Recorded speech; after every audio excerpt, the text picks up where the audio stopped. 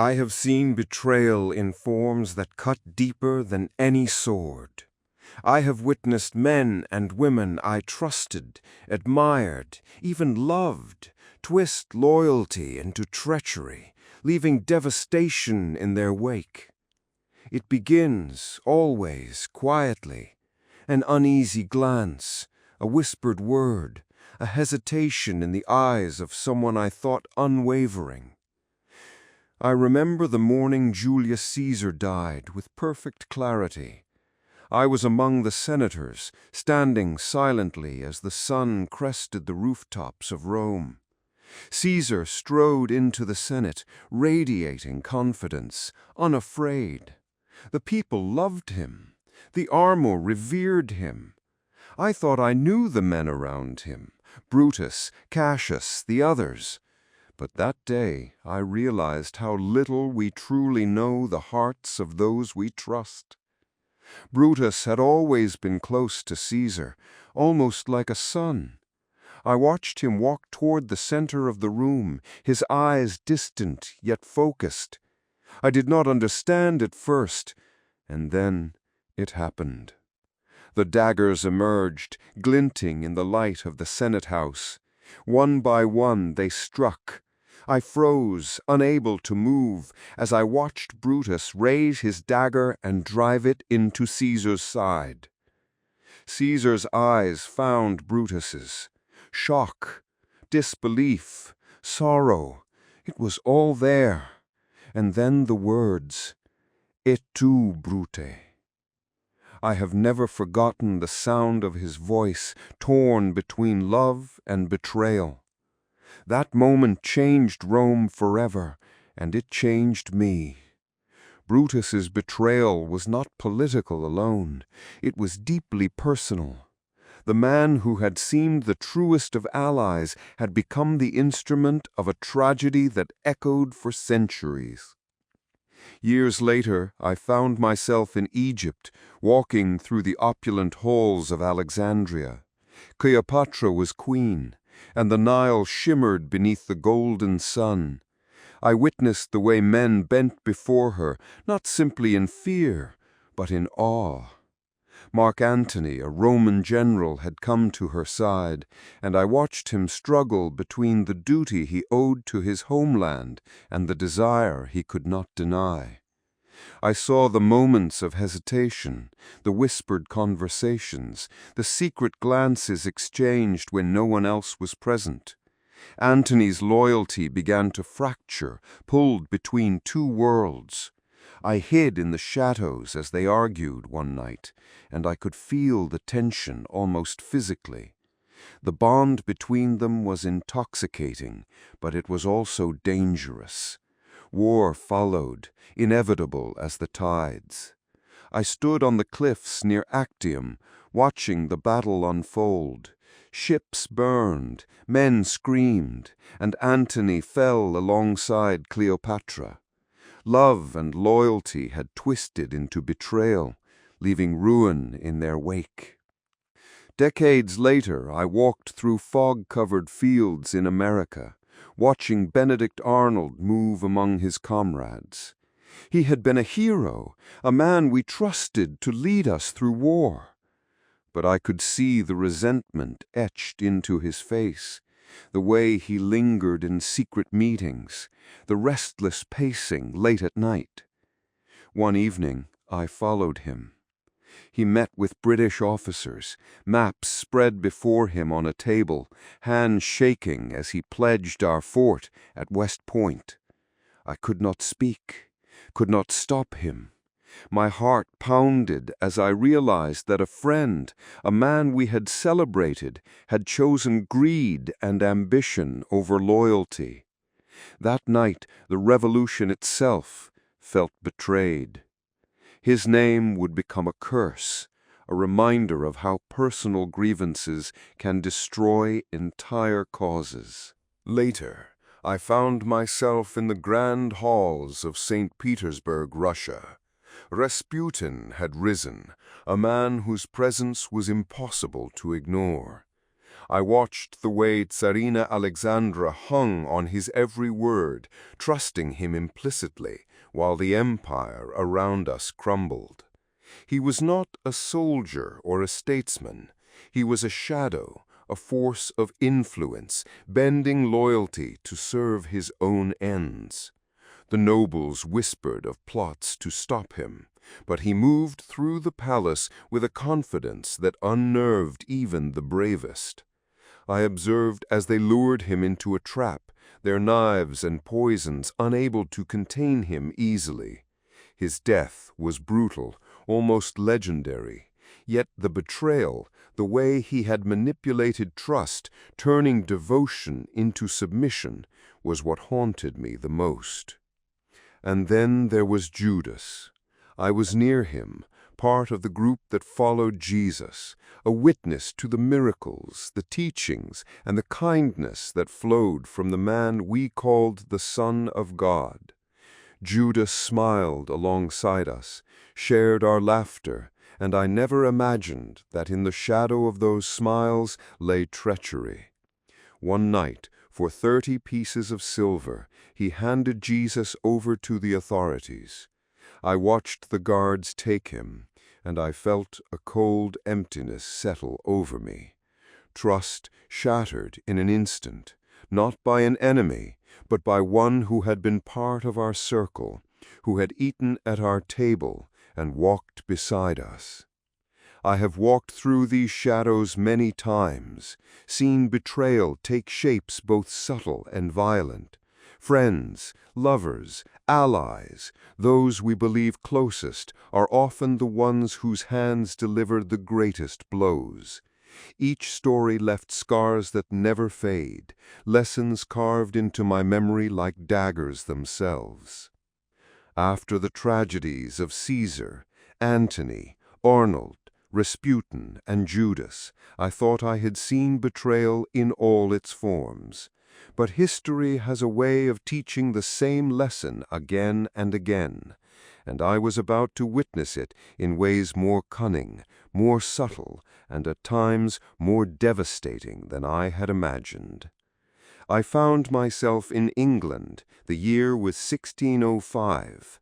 I was working in the shadows of Westminster when I first heard whispers of a plot that would shake the very foundations of the kingdom. A group of men, including a man named Guy Fawkes, planned to blow up Parliament. I knew some of them personally, men I had shared bread with, laughed with, even admired for their courage and resolve. But courage and loyalty are not always the same thing. I discovered Fawkes hiding barrels of gunpowder beneath the House of Lords, and I understood that these men, in their eyes, were patriots, but to the crown they were traitors. I felt torn. They believed they were fighting for a righteous cause, but I knew the consequences of their betrayal would be catastrophic. And when the plot was uncovered, I watched them arrested, tortured, and executed. I realized then that betrayal is often defined not by intention, but by perspective. One man's freedom fighter is another man's traitor. Years later, I traveled across Europe, following the rise and fall of Napoleon Bonaparte. I was there in the smoke of battles, in the whispered councils of generals, observing the way alliances shifted like sand. Napoleon trusted some of his closest companions, men who had fought beside him, men whose loyalty he had rewarded with titles and wealth. But ambition is a subtle poison.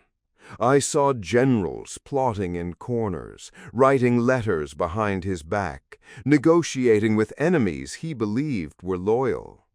Some betrayed him for power, others out of fear.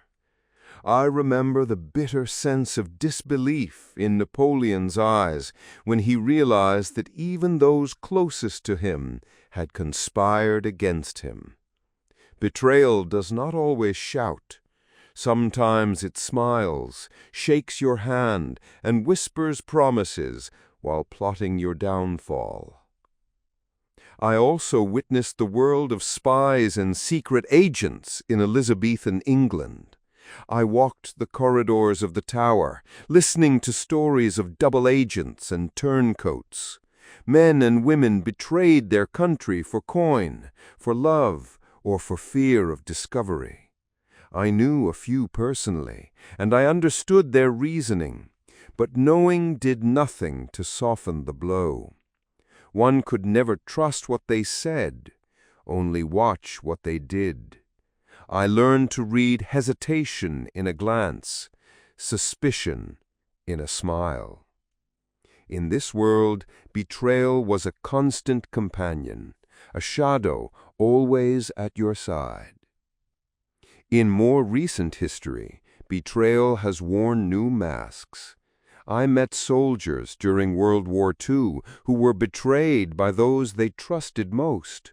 Friends who shared foxholes turned informer. Officers who were celebrated one day were handed over to the enemy the next.